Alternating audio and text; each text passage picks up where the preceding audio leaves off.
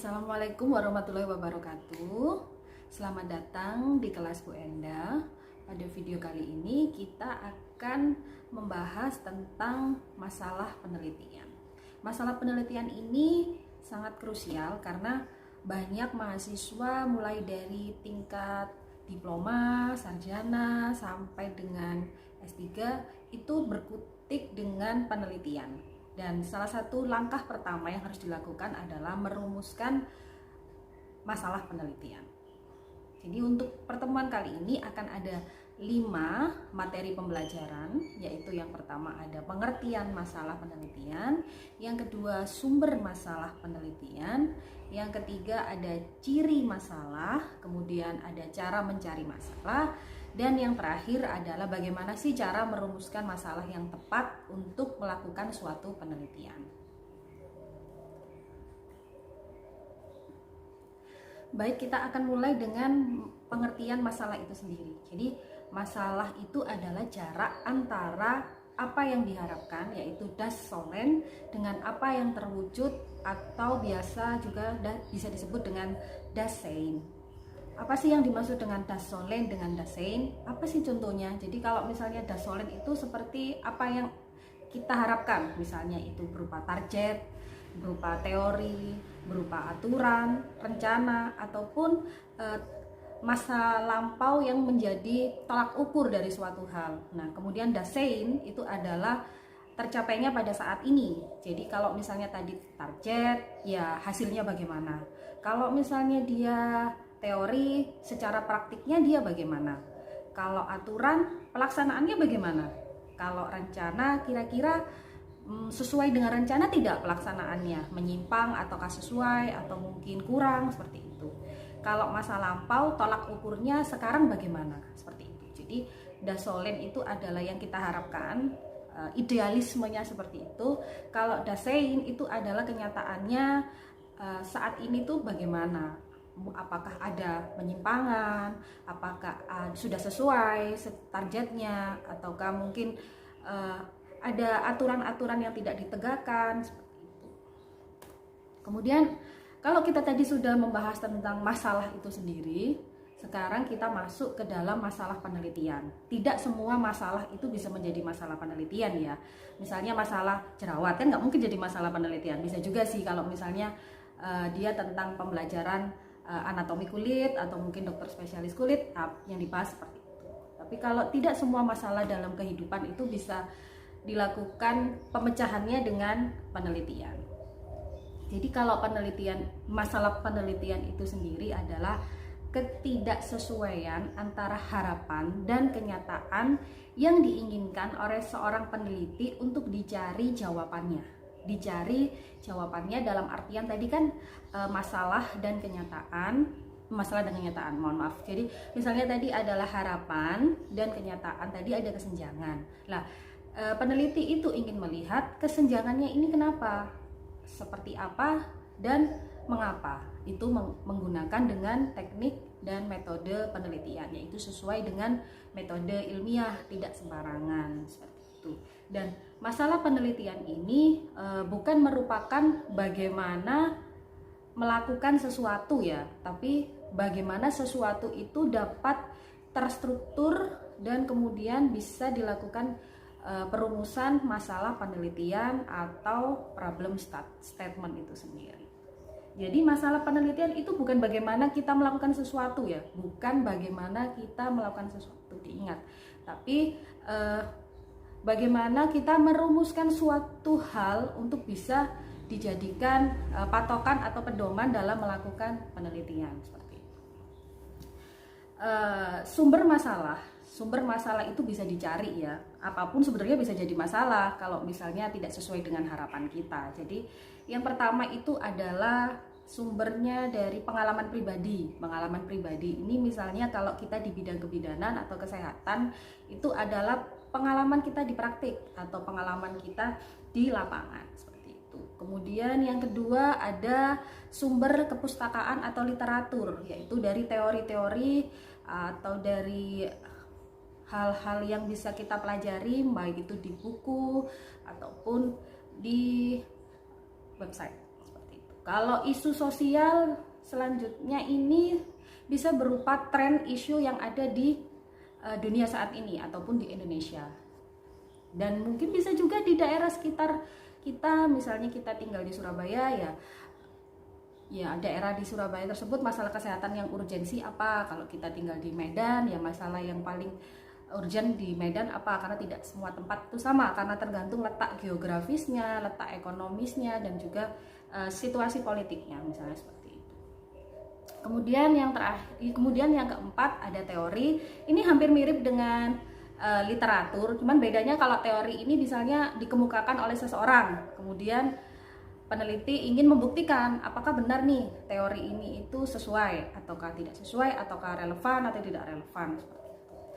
Yang kelima itu ada ide orang lain, misalnya kita melihat tayangan di televisi atau mungkin tayangan di media sosial, bisa kita lihat apakah benar tuh, misalnya contohnya buah plum bisa membantu menurunkan berat badan, misalnya seperti itu.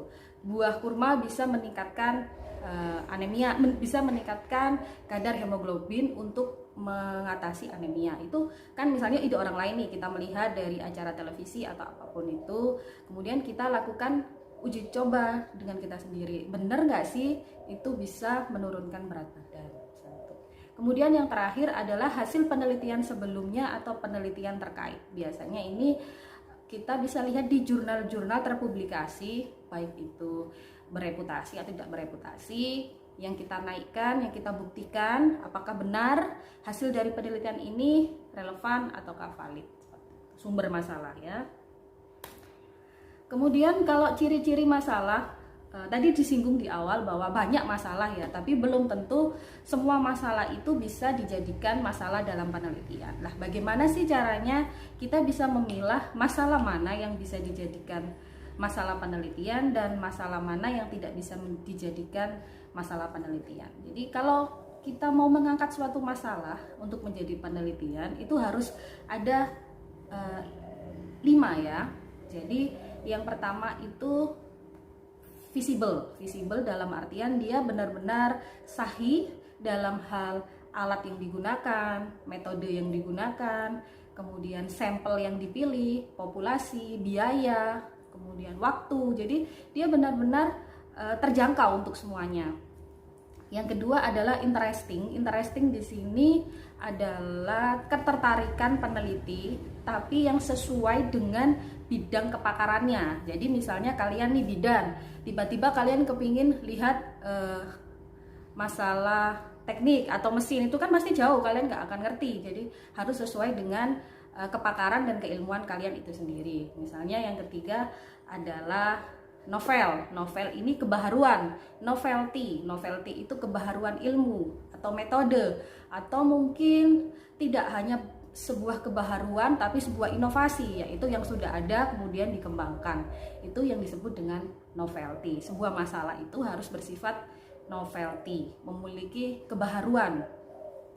Kemudian yang keempat ada etika. Dalam memilih penelitian yang kita angkat, itu harus melihat etika penelitiannya. Bagaimana sih penelitian itu akan berjalan, apakah itu sesuai dengan moral, budaya, sosial yang ada di tempat itu, di daerah tersebut ya. Kemudian yang terakhir adalah relevan.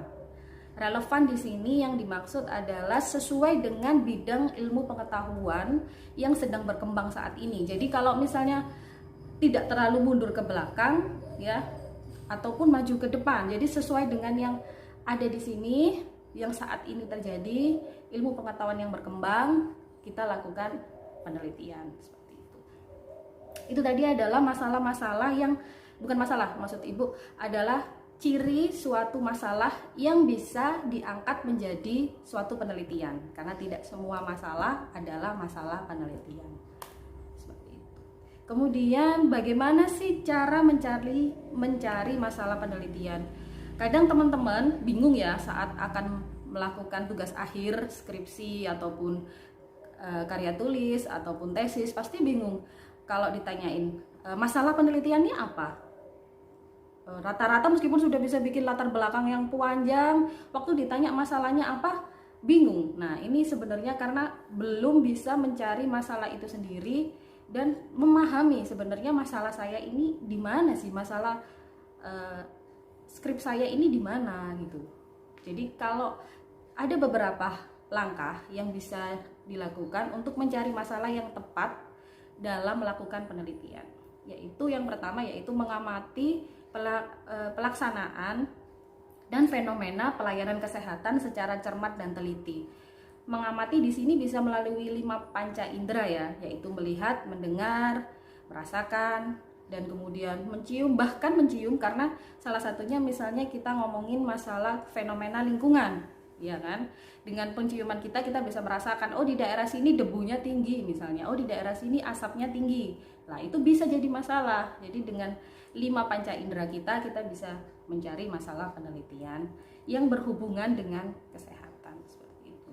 Yang kedua yaitu bersikap kritis dan skeptis dalam melihat pelaksanaan dan fenomena kesehatan. Bukan berarti kita jadi orang yang tidak percaya ya, tapi kita harus berpikir kritis dan skeptis karena setiap hal itu kan ada penyebabnya dan ada akibatnya. Jadi kalau misalnya kita ngomongin suatu penyakit nih, kekurangan energi kronik di daerah tertentu misalnya, kita harus berpikir kenapa sampai di daerah tersebut terjadi kekurangan energi, padahal di tempat yang lain dengan usia ibu hamil yang sebenarnya hampir sama, yaitu di antara usia subur 20 sampai 35 tahun, kenapa di daerah tersebut lebih tinggi? Apakah karena ekonominya atau karena daerahnya atau seperti itu ya. Kemudian cara mencari masalah yang ketiga yaitu dengan sering-sering membaca publikasi ilmiah mengenai perkembangan kesehatan. Jadi dari mana sih kita bisa berpikir kritis?